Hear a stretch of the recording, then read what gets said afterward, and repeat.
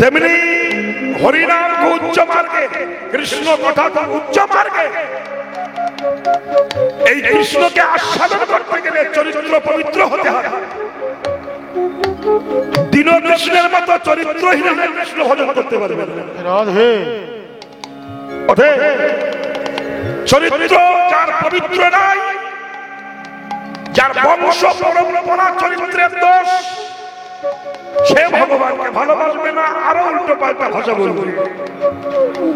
ওকে যদি বেলে দিয়ে চিরা যায়, ওর মধ্যে ভদ্রতা, জ্ঞান, শাস্ত্র কিচ্ছু কেন?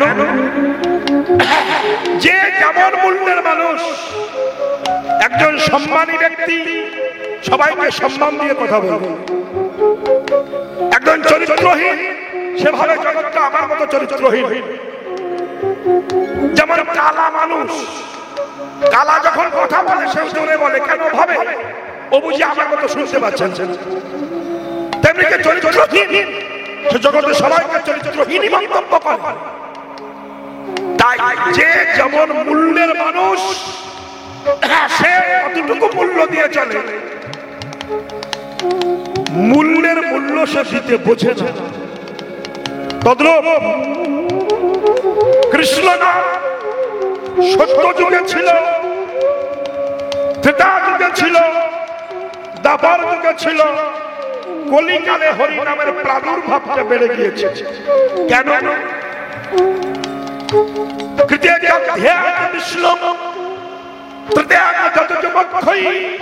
তারপরে হরি কীর্তনাথ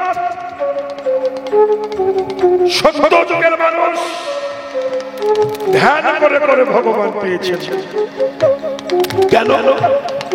তাদের আত্মবিশ্বাস কম ছিল। হরিনাম আপনি চাই করুন, যেটাই করুন, আগে দরকার বিশ্বাস।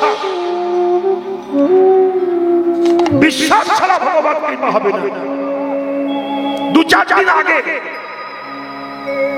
কিছু চরিত্রহীন লম্পট তারা জয়নগর থানায় এসেছিল, এসে বলেছিল, আমি শুনছিলাম, ছেলে মেয়েদের মন্দিরে মসজিদে পাঠাবেন না, স্কুলে পাঠাবেন, কি হবে? মানুষ হবে।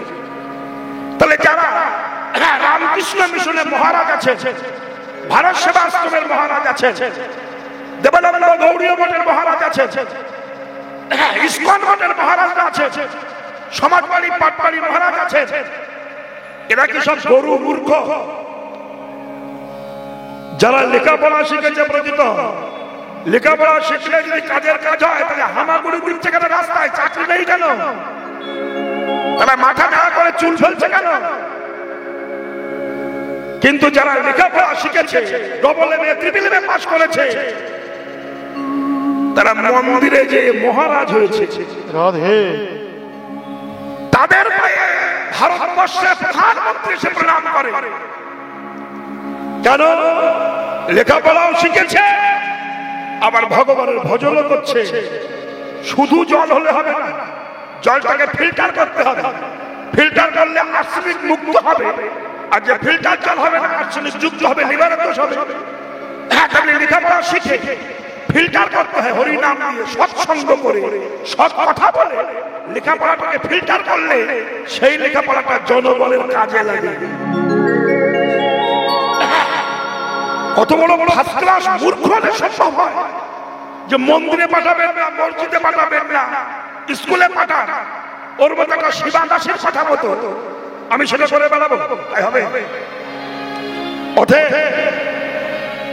যে যতটুকু মূল্যের মানুষ সে ততটুকু মূল্য দিতেই যায়। তার ভাষা বলো নেই, চৈতন্য নেই। আপনার বিবেক দিয়ে বলুন তো, এখানে যারা দাঁড়িয়ে আছেন কিংবা বসে আছেন, রামকৃষ্ণ মিশনের মহারাজের ডিগ্রি শুনলে মাথা গরম হয়ে, double MA triple MA pass, উচ্চ শিক্ষায় শিক্ষিত। আপনি চলে যান ভারত সেবাশ্রম, উচ্চ শিক্ষায় শিক্ষিত, ইস্কন উচ্চ শিক্ষায় শিক্ষিত, দেবানন্দ গৌড়ীয় মঠ, সমাজবাড়ি পাটবাড়ি মঠ, সমস্ত মঠের বৈষ্ণব মহারাজরা উচ্চ শিক্ষায় শিক্ষিত। তারা কায় মনোবাক্যে ভগবানকে মেনেছেন, কৃষ্ণকে মেনেছেন, রাধা রাধাকে মেনেছে, গৌরকে মেনেছে, সবাইকে মেনেছে। কিন্তু আমার মতো ফার্স্ট ক্লাস মূর্খ, যার কোনো বংশ পরিচয় নাই, আমি ভগবানকে উল্টো পাল্টা ভাষায় কথা বলবো।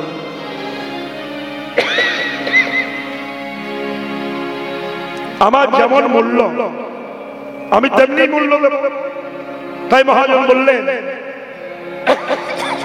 আরে মরো গোরাদি জমনি সহচর সঙ্গে রঙ্গে খেলায় খেলায় বিনোদ খেলা সুরধুনি খেলায় বিনোদ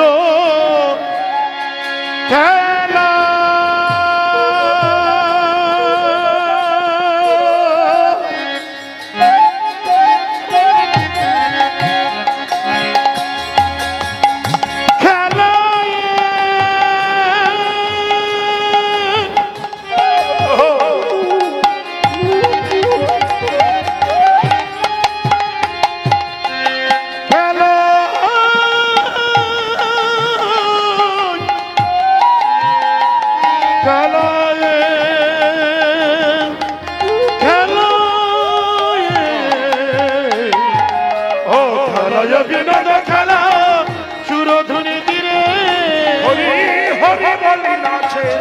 যত সহচরে হরি হরি বলি নাচে যত সহচরে আনন্দবার ধরে না গো, আনন্দবার ধরে না গো, হরি বলে সদাই নাচে আনন্দবার ধরে না গো, হরি বলে সদাই নাচে আনন্দবার ধরে না গো, হরি বলে সদাই নাচে আনন্দবার ধরে না গো, হরি বলে হরি বলে হরি বলে আরে সবাই মিলে হরি বলে হরি হরি বলে নাচে হরি বলে ধরে না গো, আনন্দবার ধরে না। তাহলে সত্য যুগে মানুষের আত্মবিশ্বাস কম ছিল, আস্তে আস্তে বিশ্বাসে মিলায় বস্তু তর্কে বহুদূর। কথাগুলো মন দিয়ে শুনবেন। কীর্তন খুব আধ্যাত্মিক জগতের জিনিস, এবং যেসব ছেলেরা মেয়েরা বাংলা অনার্সের ছাত্র ছাত্রী তারা বৈষ্ণব পদাবলী পড়ে, বৈষ্ণব পদাবলীর খুব উচ্চমার্গের সাহিত্য, আর সেই কীর্তনটা নিয়ে যা জানোয়ারগিরি হচ্ছে, যশস্বতা করছে, এই কীর্তনের পরে দাঁড়িয়ে সনাতন ধর্মকে বিক্রয় করে খাচ্ছি, এত বড় বেঈমান আমি যার খাই তার নামে দুর্নাম করব, যা জাপ করি, যার গুণগান গাই, যেখান থেকে কীর্তন গাচ্ছি, সামনে মন্দির পিছনে মন্দির, কৃষ্ণ গৌর সব আছে, আর তারই নামে নিন্দা করে পয়সা আয় করে সংসার চালায়। আমার মতো বিশ্বাসঘাতক বেঈমান জগতে আছে? কেন না? আমি আসলে কীর্তনের নাম করি বলে, কিন্তু আমি কীর্তনিয়া নই। আমি সনাতন ধর্ম ধ্বংস করার জন্য স্বধর্ম ত্যাগ করে বৌদ্ধ ধর্ম গ্রহণ করেছি। অন্য ধর্মের মানুষের কাছে টাকা দিই, এটা কি জানেন আপনারা?